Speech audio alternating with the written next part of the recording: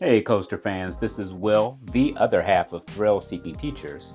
So, for the past several years, my taste has grown a little bit with the allure of the Orlando mega theme parks drawing me in with their highly immersive theming and storytelling.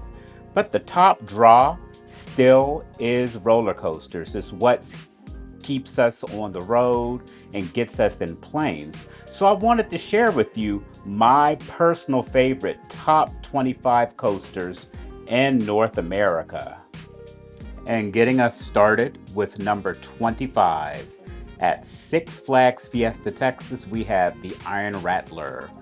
This early RMC hybrid has one of the best, and probably one of the most unique first drops out there, with a twist as you reach the bottom, keeping you out of your seat pretty much the entire time. One of the things I love the most about this ride is how it interacts with the quarry wall, preparing you for one of the best elements that this ride has to offer, which is the second drop into the tunnel. Overall, this ride is my favorite in all of Texas. And at number 24, we have the Intamin Hypercoaster Sky Rush at Hershey Park. This is probably one of the most, if not the most polarizing coaster on this list because most enthusiasts either love it or they hate it. I love it. The high-speed cable lift has you up and over the summit in seconds with one of the most forceful drops you will experience. It whips you through its layout with consistent speed and forces that either have you pinned to your chair or out of it. In my opinion, this is the second best coaster at Hershey Park. Many believe the restraint upgrades took away from the overall impact and forceful elements on this coaster, but I think it did nothing but enhance it, making it a pain-free experience. Well done, Hershey Park. Coming in at number 23, Orion at Kings Island, the B&M Hyper, B&M Giga Coaster. I used to be one of this coaster's biggest detractors, but my multiple rides this year has made me one of its biggest fans. This coaster does very well with what B&M is known for with its gigas. Yes, I said a giga. Speed, airtime, pops up sideways airtime, and crowd-pleasing re-rideability. My biggest gripe with this ride is its length. Just as you're starting to cook, it's on its final brake run. With that being said, I think this ride is still elite. Coming in at number 22, one of my favorite GCIs, Thunderhead at Dollywood. It's been a couple of years since I've been on this coaster, but the multiple rides I had my last visit left an indelible mark on me that I can easily say that Thunderhead is one of the best Woodies out there, period. It starts with the classic GCI curved drop, and it takes you throughout its layout with consistent speed and lateral forces GCI is known for, with the occasional pop of flowjector airtime. The most unique feature of this ride is when it goes through the top of the station. Easily one of the top 2 rides at Dollywood. At number 21, we've got Hagrid's Magical Creatures Motorbike Adventure at Universal's Islands of Adventure. Quite a name for such an amazing ride. At the time of its debut in 2019, Hagrid's was the most expensive roller coaster ever built, costing Universal an estimated $300 million. It's since been surpassed by a coaster at Universal's competitor Disney. This ride has it all. It has length, 5 launches, incredible theming and storytelling, animatronics, speed, and some pretty convincing forces. And then a surprise that makes you say to yourself, is this really a family ride? I personally believe Hagrid's is the best family coaster in North America and probably the world. Starting us in the top 20, at number 20, we have the iconic X2 at Six Flags Magic Mountain, the ride whose costly research and development sent its manufacturer, Aerodynamics, into bankruptcy. This coaster is a one-of-a-kind 4D spinning coaster in North America. X2 is one of a handful of roller coasters that actually intimidates and scares me. My last visit to Magic Mountain, we got 2 rides on it, and that was all we could handle, one in the front and one in the back. In the front, the first drop has you going face down on an almost 90-degree angle. It then forcefully sends you throughout the rest of its layout with a controlled spin that, from my point of view, seemed a bit out of control. This ride is rough, but not unbearably so. Truly the icon at Magic Mountain and one of the icons of the chain. And yes, during our last visit, the fire effects were working. And at number 19, we have the Great Diamondback at Kings Island, the best B&M hypercoaster in America. Sorry, Mako, you just didn't make the cut. Diamondback is an airtime machine with probably the most aggressive flowjector airtime of all the B&M hypers I've experienced. The first drop, fantastic. The camelbacks, amazing. Its out and back layout through the woods, beautiful. Its night rides, some argue the very best in the park. The consistency this coaster brings is what makes it one of the most popular rides at Kings Island. Personally, I've never had a bad ride on this coaster. This coaster also happens to be highly photogenic, with the splashdown feature used as a picture or screensaver on many of enthusiast devices, including my own. At number 18, we have Lightning Rod at Dollywood, the ground-up RMC coaster that happens to be the best ride in the park.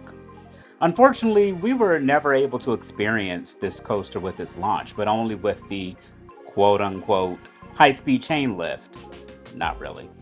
Even with the chain lift, this coaster was able to offer me one of the most fun and intense experiences out there. The first drop has you completely out of your seat with ejector airtime, going straight into back-to-back Outer Bank hills that also are filled with incredible airtime as well as a great sense of speed. This coaster uses every inch of the mountainous terrain that it's built on. The ride ends with one of the best quad downs RMC has ever created. Truly the best ride at Dollywood. And at number 17, we have the Phoenix at Knoebels, a PTC masterpiece. At first glance, looking at this small-scale Woody with a drop less than 80 feet tall, I found myself saying, what's all the hype about? And then I got on it, and I laughed my ass off the entire layout. The amount of space in between your lap and the lap bar restraint is laughable because it actually doesn't even touch your lap. It's not even close. This adds to probably the most unique airtime you will ever experience on a roller coaster. There are times I felt like I was almost standing. This ride is a true gem. It's not the most intense and not even the best coaster that I've been on, but definitely is the most fun I've ever had on a roller coaster. And at number 16, we have the new for 2025 Alpenfury at Canada's Wonderland. In my opinion, the best coaster Premier Rides has made to date and the best coaster at Canada's Wonderland. After the first swing launch, you have a second launch in the bottom of Wonder Mountain that shoots you out of the top into an inverted top hat. From there, this coaster takes you through a layout with the most inversions in North America with 9. And some of these inversions even have airtime. Premier Rides, now, how did you do that? It has relentless pacing from start to finish, pushing you through one element after the next without any breaks in between. This ended up being my second favorite new coaster of 2025. And at number 15, we have the coaster formerly known as Intimidator 305, the Intamin Gigacoaster Pantherian at King's Dominion. It's not the longest or the tallest of the Gigas, but what it has packs a punch. The cable lift quickly takes you up and over the 305-foot drop into a curve element that was so intense, King's Dominion had Intamin come and reprofile it. You then enter one of not many airtime hills with sustained floater. You then enter a series of low to the ground twists and turns that has you either pushed to the bottom of your seat or pulling against the shoulder restraints. What this coaster lacks in airtime, it makes up for it with intensity and pure speed and power. Pantherian is one of the best in Virginia and one of the best giga coasters out there. At number 14, we have the Intamin multi-launch coaster Pantheon at Busch Gardens, Williamsburg, one of my favorite parks. This highly underrated coaster is simply amazing, and to be honest, I'm always shocked when I don't see it listed prominently in other enthusiast rankings. It starts you out of the station with a swing launch into the first of two inversions. It has a switch track, a backwards launch, a forward launch, outer bank, airtime hills, zero-G stall, and airtime that pulls you into the lap bar restraints. I think this coaster is the best in all of Virginia. And at number 13, we have Mystic Timbers at Kings Island. In my opinion, the very best of GCI and the best coaster at Kings Island, apart with a pretty stacked lineup. It starts off with the classic curved GCI drop, and then it takes you through the woods with consistently maintained speed, floater airtime. It has ejector airtime, positive G's and laterals, and it's heavily banked elements that make you hope that there's enough wood to actually support the structure. And then there's the shed. Okay, well, maybe they ran out of money, but it does not take away from the awesomeness of this ride. And in my opinion, that Mystic Timbers is one of the 10 best woodies in North America. At number 12, we have El Toro at Six Flags Great Adventure, an Intamin prefab woody, prefabricated meaning most of the wooden structure came pre-assembled. This coaster reaches the top of its lift hill pretty quickly, with a turnaround to prepare you for one of, if not the best, ejector-filled drop in the world. You are flying out of your seat on that drop, especially in the back row. Then you have a series of ejector-filled camelback hills. You will then continue to fly through its layout with pretty consistent speed and intensity just up to the final brake run. A lot of people have been complaining about El Toro becoming overly rough. I tend to disagree, and besides, every woody needs a little necessary roughness, right? El Toro is the king of great adventure, but the prince of woodies. I bet you're wondering who's the king. You'll find out soon enough, so just keep watching. At number 11, we have Twisted Colossus at Six Flags Magic Mountain, the only quote-unquote dueling RMC in North America. Okay, so yeah, the shade was intended, but let's be honest, not one single time I've been on this coaster has it dueled. But all my rides were in 2023, so maybe they've gotten better with the dispatches to get this coaster dueling again. Twisted Colossus has a quasi-Mobius loop design, in which you have a continuous track you complete twice on each side. Basically, two airtime-packed rides in one. The fact that you get two different experiences is what makes this coaster elite in my book, and one of the best in the country. But its inconsistent duels, it's what keeps it out of my top 10. My top 10 coasters. I consider them among the super elite, the very best of the best, the creme de la creme. If I could give them letter grades, they would all be A's or A pluses. I mean, since I am a teacher. So starting out the top 10 is Wildcat's Revenge at Hershey Park. Hershey is one of my adopted home parks. When they announced this ride, I knew it would be good, but I didn't know a mid-scale RMC would become one of the best of the best. Hershey and RMC knocked this one out of the park. The first drop, a hit. The underflip, it's a solid inversion. The first airtime hill, ejector. the wave turn, ejector, the zero G stall, hang time, the double down lateral, ejector, ejector. All of these elements hit one right after the other, and they do not let up until the very end. This coaster is amazing. And coming in at number 9, Stardust Racers, green and yellow, at Universal's Epic Universe, a mock rides creation. Universal continues to create bangers with their thrill coasters, knocking this one right out of the park. This dueling coaster starts with a punchy launch into the first of many camelback airtime hills, and airtime is where this coaster lives. The airtime isn't as intense as the RMCs I have on my list, but it's definitely more intense than the B&M Hypers. You will hit airtime hill after airtime hill, one after the other, as you approach one of the most picturesque moments, the dual passing at the rock wall with the smoke effect, and then the second launch into the celestial spin. A new coaster element that Universal had specifically patented for this ride. And it's amazing, as you can see the two ride vehicles simultaneously interacting with each other.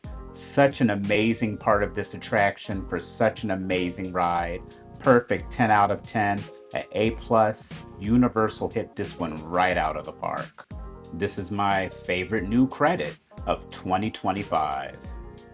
Coming in at number 8, I have Iron Gwazi at Busch Gardens, Tampa. This RMC coaster is the best in the park and one of the best in Florida. I know it might be a hot take for many for me to have Iron Gwazi outside of the top 5, but I think the ones ahead of it are just slightly better. But this thing is still a beast. Going slowly over the first drop, I assumed it wasn't going to do much. I was wrong. It did a lot. Strong airtime, consistent speed and power. The pace at which it took its elements was strong, and my favorite element, the death roll. Just as this coaster was feeling as though it was going to turn up the heat, it came to the brake run, leaving me wanting for more, but in a good and a bad way. This ride is still elite and gets an A+. At number 7, I have Maverick at Cedar Point, an Intamin multi-launch coaster. This May of 2026, Maverick turns 19, but it's still one of the smoothest aging coasters out there. The very first launch quickly sends you up and over the first hill, giving you solid ejector. You then go through a compact layout over the water that's fast, whippy, forceful, and filled with pops of ejector airtime. My favorite launch is the second launch, actually, through the tunnel into a trimmed but floaty sideways airtime hill. This coaster is loaded to the brim with elements and is one of the top 4 rides at Cedar Point. At number 6, I have Time Traveler at Silver Dollar City, a one-of-a-kind in North America mock rides extreme spinner.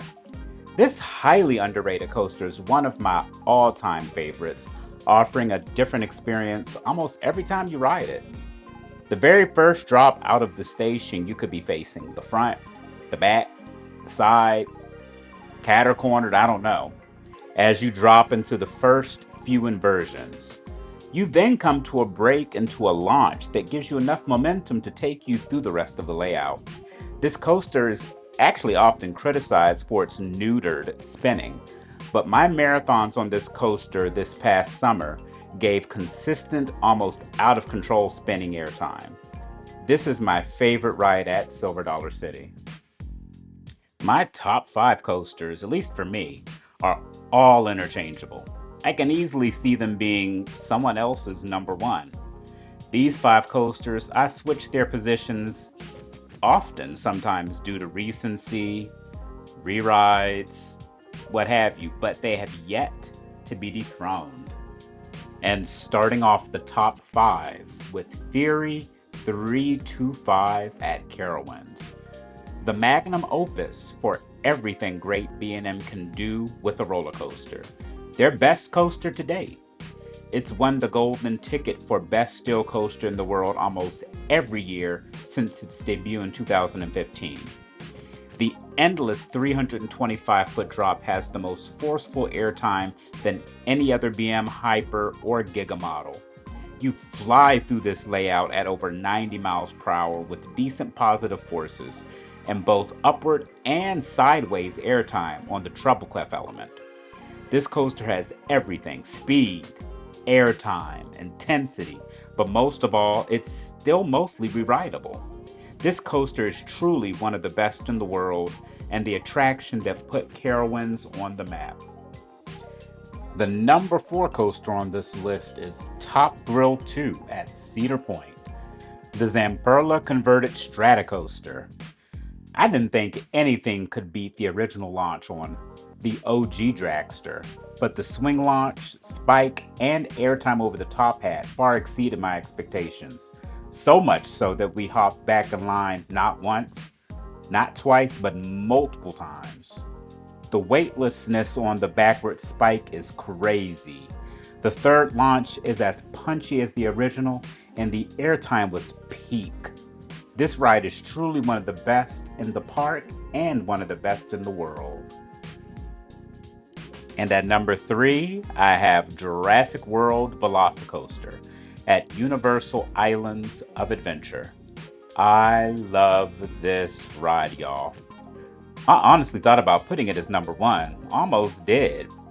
But the two ahead of it, they're just over the top for me. Velocicoaster has everything.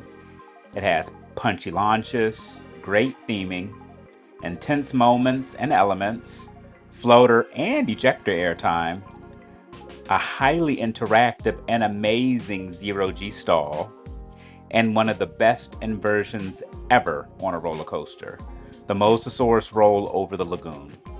The fact that this coaster can do all of these things and still be re-rideable is a feat in itself.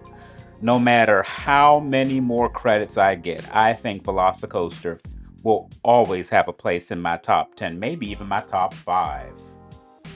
My number 2 ranked roller coaster is the Voyage at Holiday World.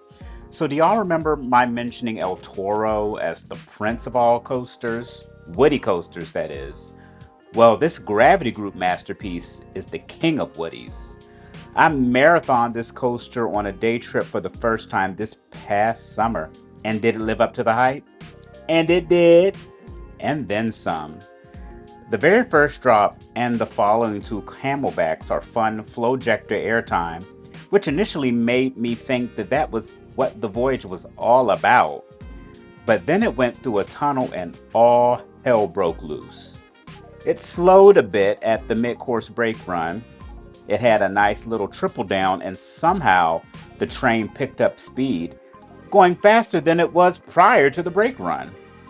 What's known as the Spaghetti Bowl section was the craziest grouping of elements on a Woody that I have ever experienced. And that was with the mid-course brakes turned on. The Voyage is the rightful name for this monster of a coaster.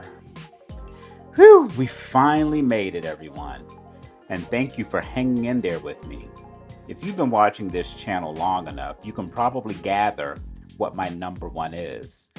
The first time I experienced this coaster, I knew immediately it was for me, and my most recent night rides with the mid-course brake run miraculously turned off made a ride that was relentless, almost euphoric.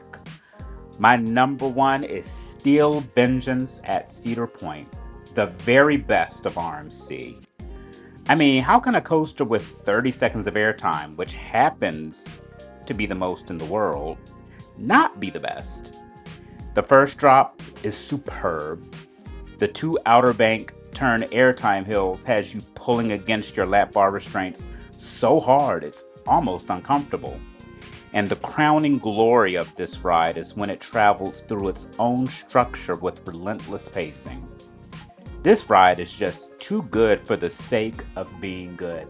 I love it from start to finish. Every single time I ride it, it just gets better and better and better. There probably is rides out there that's just as good. I haven't been on Zadra. I haven't been on the ride to Happiness yet. Those are coming. But until then, Steel Vengeance takes the cake as my number one. Guys, if you like this type of content and you want to see more, please be sure to like and subscribe. Also, tell me in the comments whether or not you agree with this list and list your own favorite coasters. Thanks for hanging in there with me, and Happy New Year!